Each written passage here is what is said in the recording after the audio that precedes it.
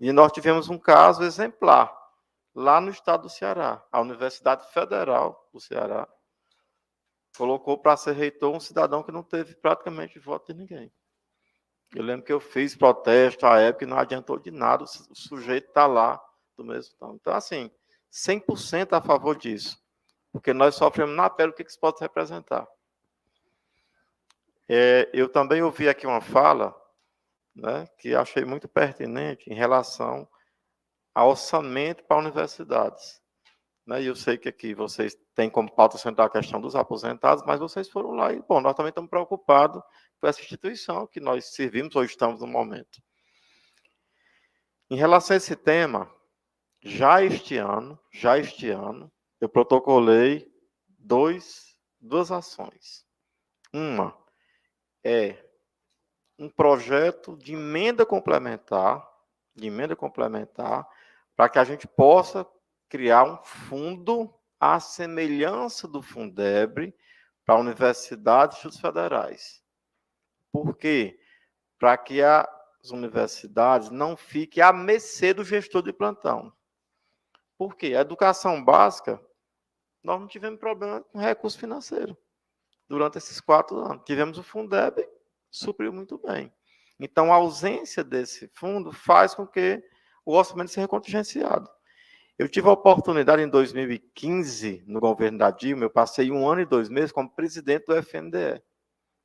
Né? Morei aqui em Brasília, antes de eu ser secretário de Educação do Ceará por 10 anos, executivo e titular, depois presidi o FNDE e estou no meu 2º mandato parlamentar. Então, lá eu via como era que acontecia. O orçamento médico tem que contingenciar. Não é de hoje esse contingenciamento com universidades e institutos federais. O governo resolve, teve uma crise, então vamos lá. Onde é que vai cortar recursos? Primeiro locais, na educação, porque tem um orçamento maior. Onde é que vem? Nas universidades e institutos federais. Então, eu protocolei 2 ações. É um requerimento do emenda constitucional para criar um fundo para dar autonomia a esses 2 entes. Detalhe, não quero competição com a educação básica. Nós vamos tirar recursos. Não, não é isso. Não falo sobre isso. Eu quero recursos para esse fundo.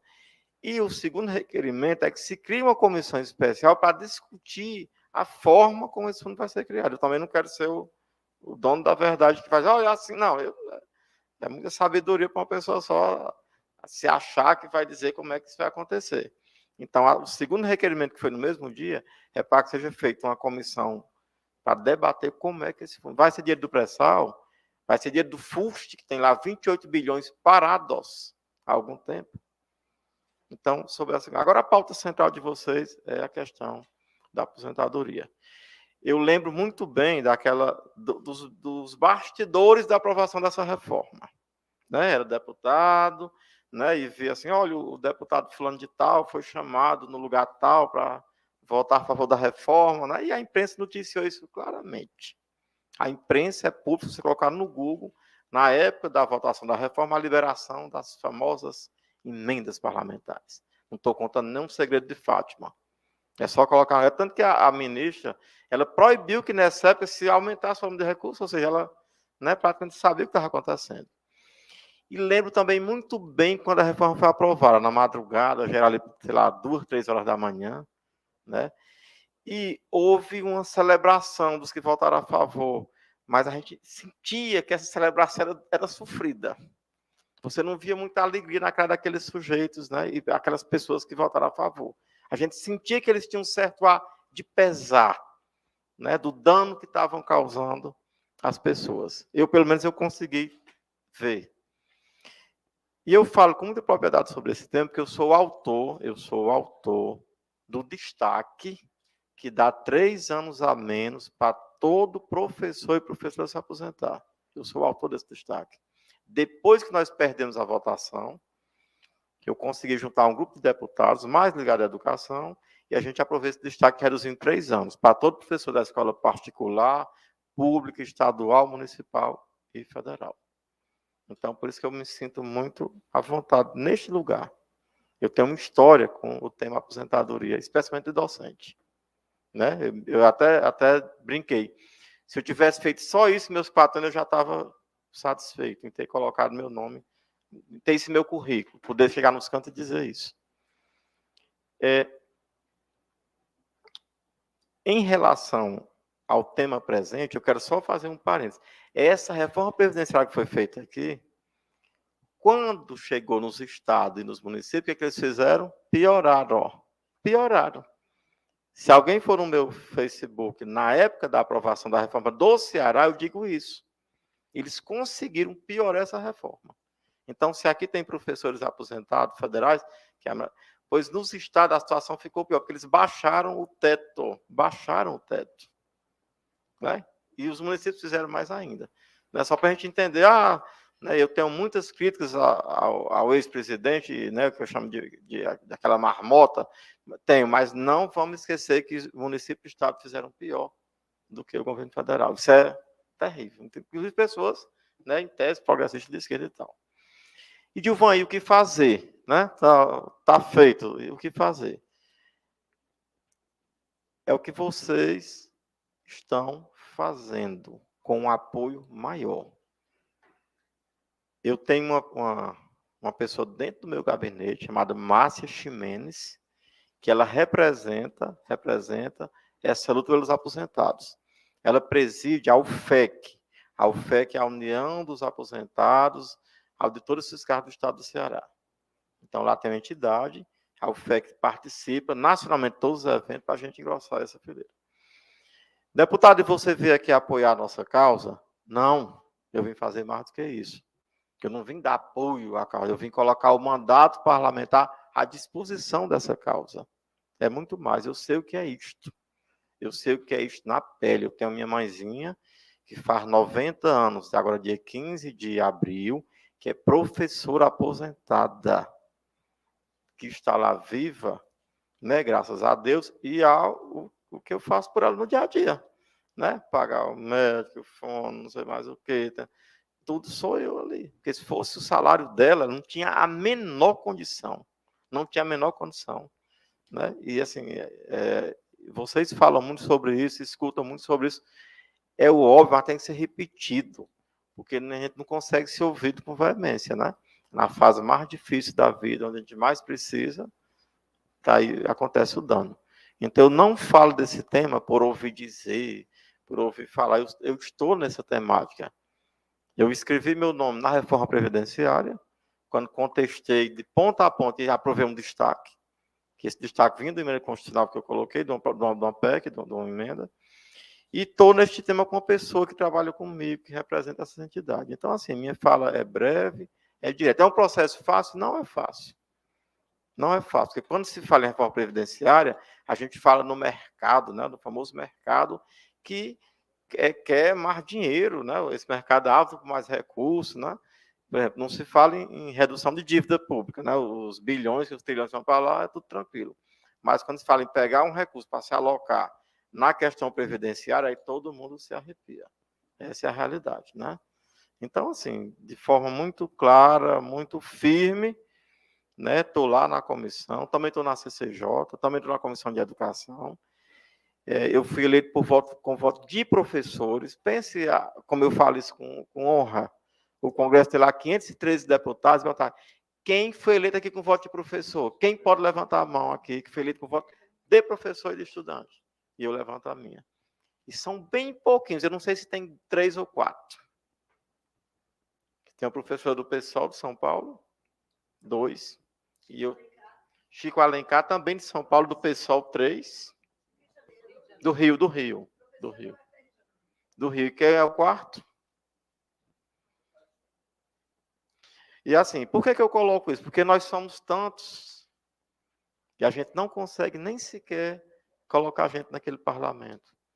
Né? Eu costumo dizer assim, que nós somos a bancada da Kombi, do Fusca. Né? Você vê a bancada do agronegócio, tem lá 108 parlamentares, bancada rica. Né? O agro é pop, eu digo, a educação deve ser cult, porque o agro é pop, né? E a bancada da bala com seus 110, e a bancada evangélica, que eu respeito, com 120, e a gente com 2, 3, 4. Quem? Camila, né? Porque a Rosa Neide era do Mato Grosso, a mais votada não foi eleita, uma pessoa que faz falta no Congresso, né? Rosa Neide. Então, assim, a gente fica buscando encontrar, arranjar meia dúzia no universo 513. Né? Só para a gente entender como tem alguma coisa errada. nosso poder de convencimento, mobilização, né? Ah, porque essa pauta interessa a toda a aposentada. Sim, mas cadê o movimento? O que você tem feito por isso?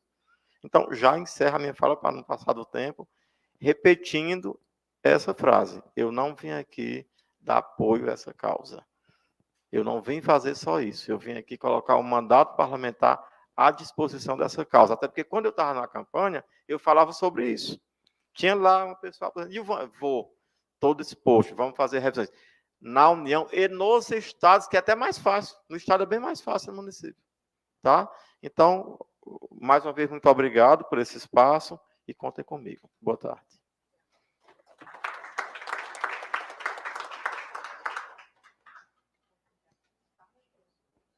A gente fez essa provocação ao deputado, porque quando nós tomamos conhecimento da Comissão, né, de Seguridade Social e Família, e a lista de quem participava dessa comissão, nós ficamos muito preocupados, entendendo por que saiu esse texto que foi aprovado. Né? E aí uma das nossas grandes preocupações nesse momento é quem ficou dessa comissão e quais são os desafios. Né? Aí a gente vai aproveitar, por conta do seu tempo, eu acho que poderia, quem quiser fazer pergunta, umas 4 perguntas, né, indagações, porque aí ele poderia responder. Só em relação a essa comissão, na verdade, passado 2 meses, as comissões não estão fechadas. Não tem nem a mesa eleita ainda.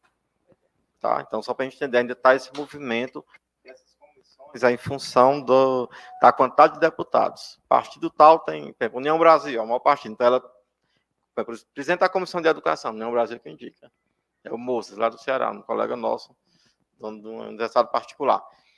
Advan, tu não é o presidente da sou, não, eu vou lutar ali por a minha vagazinha e tal. Então, não está fechada as comissões. Amanhã, quarta-feira, vai ter uma nova rodada para se fechar a mesa e o movimento continua de membros, tá? Só para ter ideia, então, não temos ainda a quantidade de pessoas que vai ficar em cada comissão. Já respondendo. Deputado, rapidamente, duas demandas que não são minhas, são demandas históricas desse sindicato. No último período, os pesquisadores que fazem o estudo da Previdência, somos vários, muitos no Brasil, poucos ainda, pelo tanto que precisaria, porque essa é uma questão central, tivemos muitíssimas dificuldades de acesso aos dados da Previdência. O último período, os últimos 6 anos, nós não conseguimos controlar os dados do ponto de vista da pesquisa, da ciência e tal. Então, como o senhor é do mesmo partido do ministro Carlos Lupe, esse talvez possa ser um pedido assim, enfático, não de uma professora, mas de um conjunto de professores e de um sindicato inteiro que tem uma luta, não pela sua previdência só, mas pela previdência justa, larga, suficiente, digna de toda a classe trabalhadora brasileira. Primeiro, o senhor pode interferir nisso, porque há que se voltar a ter democracia no acesso aos dados no Estado brasileiro. E aí, da previdência, da educação, da saúde de todos, mas aqui hoje nós estamos falando de educação e previdência. A outra questão é o seguinte, muito grave, muito grave. Todos os recursos da Previdência Pública dos estados, do regime próprio e do regime geral, por uma lei de 2008, se não me falha a memória, passaram a ser objeto de investimento no mercado de capitais. Então, hoje, não só os fundos de pensão investem o dinheiro nos mercados de capitais. Por exemplo, o Funpresp acabou de levar um tombo com investimentos nas americanas. Mas isso aconteceu agora mesmo também com Portugal, que colocou toda a sua previdência pública no Credit Suisse e ficou com 10% dos 2,7 bilhões de euros que tinha.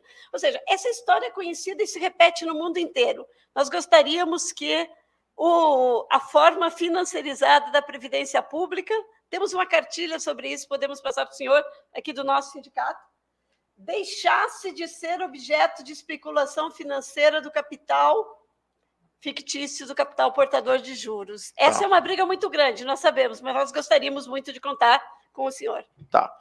Vou responder com a segunda e depois a primeira. Em relação a essa questão eu vou dar um exemplo aqui comparativo em relação ao FIES, tá? Quando eu era presidente do FNDE, eu tive uma reunião com uns atores que eu não sabia que eles existiam. que eram as pessoas que colocavam, eles especulavam nas universidades privadas, muitas de baixa qualidade, para querer um valor maior de FIES.